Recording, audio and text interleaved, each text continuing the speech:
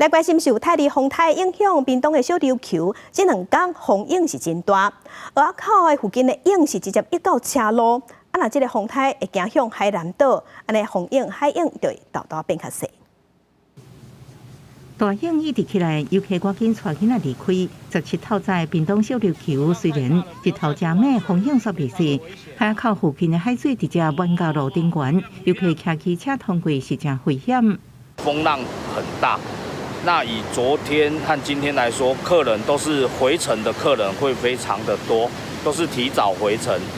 以今天来说，整个水上活动都是没有办法进行的。受泰利风台外围云系影响，东陆航线这2天有大影甲长影，尤其在交通船当中，亲像咧坐海盗船同款游来海去，10大大影有2公尺悬。渐渐性的长浪，当时的目测浪高有2米多，散步时的时候有三角浪，很不规则，砰的一声，浪就起来了。泰利风台早起往海南岛方向行，暗过嘅压带会继续影响到拜四，这2天依然会出现中岛季候西北风。今年第5号风台也在拜四出来。在南海到菲律宾东方海面还是属于一个低压区，那这2个低压区呢，其实呢都是相当适合热带系统发展的，所以说呢，我们未来也不排除在南海到菲律宾东方海面的这一带呢，逐渐也会有其他的热带系统形成。虽然中岛季候可能有短暂落雨，暗过气象局17也对台中以南甲台东发布高温资讯，预报高温可能有36度，也提醒民众减少出外，避免热伤害。